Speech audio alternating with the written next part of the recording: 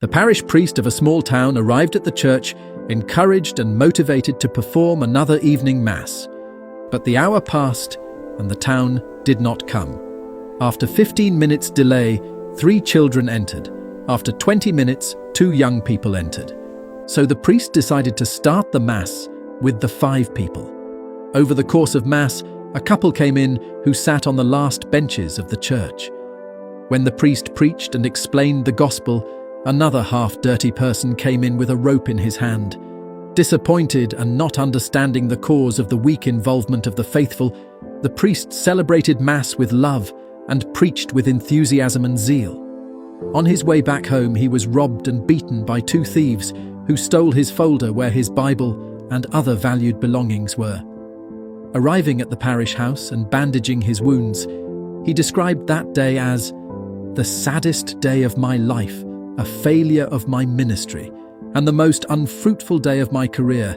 But never mind, I do everything with God and for Him. After 5 years, the priest decided to share this story with parishioners at church. When he was finished telling the story, a couple in that parish stopped him and said, "Father, the couple in the story that sat at the back was us. We were on the brink of separation because of several problems and disagreements in our home. That night, we finally decided to divorce. But first, we decided to come to church one last time as a couple, and then each one would follow their path. Meanwhile, we left the thought of divorce aside after listening to your homily that same night. As a result, today we are here with our home and family restored." As the couple spoke, one of the most successful entrepreneurs who helped in the livelihoods of people of that church saluted, asking to speak.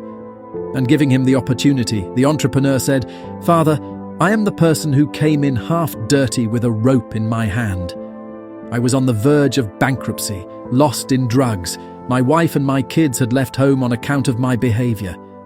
That night I tried to kill myself, but the rope broke, so I went out to buy another one. When I got on my way, I saw the church open. I decided to come in, even though I was really dirty and had a rope in my hand. That night, your homily pierced my heart, and I walked out of here a changed person. Today I'm off the drugs, my family came home, and I became the most successful businessman in the town."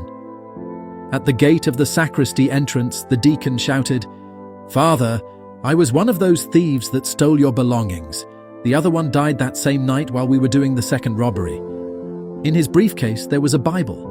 I read it every time I woke up in the morning. After all this reading, I decided to apply it to my life and participate in this church." The priest was shocked and started crying along with the faithful. After all, the night he regarded as a night of failure was the most fruitful of his ministry.